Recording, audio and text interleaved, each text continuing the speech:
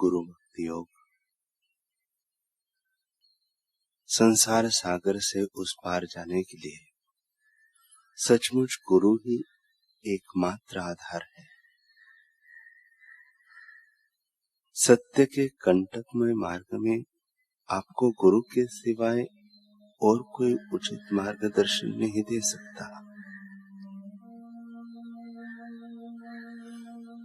आपके दैनिक जीवन के संग्राम में गुरु आपको मार्गदर्शन देंगे, आपका रक्षण करेंगे। गुरु ज्ञान के पथ प्रदर्शक है। ईश्वर को प्रणाम करने से पहले अपने गुरु को प्रणाम करो, क्योंकि वे आपको ईश्वर के पास ले जाते हैं। गुरु ही आपको सच्ची राह दिखाएंगे।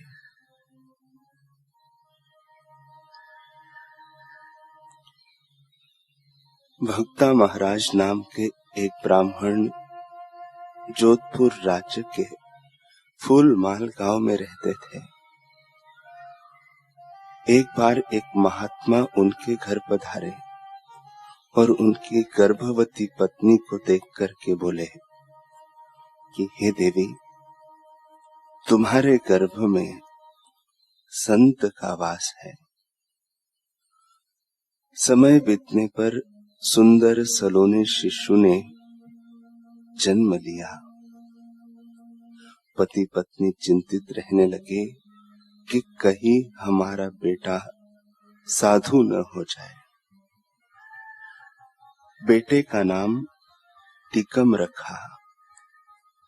नन्हा टिकम रात में सोते समय पिताजी से पूछता, पिताजी, भगवान कहाँ रहते हैं? वे कैसे हैं? हमें दिखते क्यों नहीं? हम उन्हें बुलाते हैं तो सुनते क्यों नहीं? आदमी मरता क्यों है? मरकर भगवान के पास जाता है या और कहीं जाता है? भगवान के दर्शन कैसे होते हैं? क्या मुझे भी हो सकते हैं? पिताजी एक प्रश्न का उत्तर देते तो दूसरा तैयार रहता। आखिर वे उत्तर देते देते थक जाते और कहते कि बेटा अब सो जा। टिकम कहता, पिताजी आप कहते हैं ना कि सब काम भगवान करते हैं, उनकी मर्जी के बिना कुछ नहीं होता। मुझे भगवान अभी सुला नहीं रहे हैं। पिताजी झुंझला कर कहते, अच्छा महात्मा, भगवान जब तुझे सुलाए तो सुना, मुझे सुने दे। भगवान मुझे सुला रहे हैं। पिताजी सो जाते, पर टिकम पड़ा पड़ा घंटों तक न जाने क्या सोचते रहता। पिताजी कभी कभी टिकम को अपने साथ खेत पर ले जाते। खेत जोतते समय बैलों को मार पड़ने से बालक टिकम रो पड़ता। टिकम कहता, पिताजी जैसे आपके सिर में दर्द होता है तब आपसे काम नहीं होता, ऐसे ही शायद आज बैलों के भी सिर में दर्द हो रहा होगा, तभी वे चल नहीं पा रहे हैं। उन्हें खोल के विश्राम करने दीजिए। बेटे की इस प्रकार की बातें सुनकर पिता के कानों में महात्मा की बातें गूंजने लगती हैं। कहीं मेरा बेटा साधु न हो जाए, इसी चिंता में माता पिता संसार से चल बसे। अब घर का सारा बोझ टिकम के बड़े भाई रेवती व उनकी धर्म पत्नी पर पड़ गया। रेवती की पत्नी बहुत महत्वाकांक्षी स्वभाव की थी। वह टिकम को हर समय काम में जोतती रहती। टिकम जो भाभी कहती सब करते, पर करते अपने ढंग से थे। खेत जोतते तो थोड़ी थोड़ी देर में बैलों को एक और खड़ा कर विश्राम करने देते, वह स्वयं फावड़े से खेत की गुड़ाई करने लगते।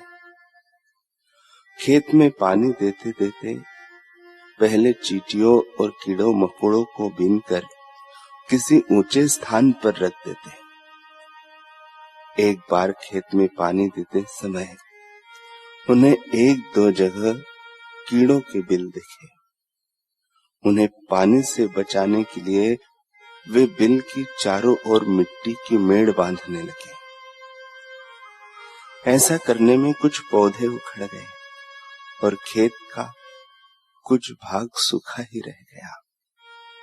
इतने में भाभी वहां आ गई। उसने दांत पीसते हुए कहा, महात्मा, ये क्या कर रहे हो?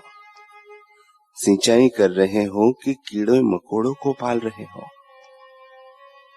ढोंगी कही के, खाने को चाहिए मन भर, काम करने को नहीं रत्ती भर। यही सब करना है तो ढोंगी साधु हो में जा मिलो। टीकम ने आदर पूर्वक भाभी को प्रणाम किया और प्रभु की खोज में निकल पड़े। घूमते घामते वे एक सन्यासी के आश्रम में जा पहुंचे और सन्यासी जी के निर्देश अनुसार ध्यान धारणा में लग गए। साधना में कुछ अनुभव हुआ किंतु आत्म तृप्ति न हुई। वे बेचैन रहने लगे। एक दिन टीकम को स्वप्न में एक महात्मा के दर्शन हुए। वे बोले, वत्स, मैं तुम्हें पहले से जानता हूं। तुम गर्भ में थे तभी मैंने तुम्हारी मां को तुम्हारे साधु होने की सूचना दी थी। तुम पिछले जन्म में ज्ञानी भक्त थे, लेकिन ज्ञान के अभिमान के कारण तुम्हारे कुछ भोग शेष रह गए थे, इसीलिए तुम्हारा यह जन्म हुआ है। तुम पुष्कर चले जाओ और मेरे शिष्य परशुराम देव से दीक्षा ले लो।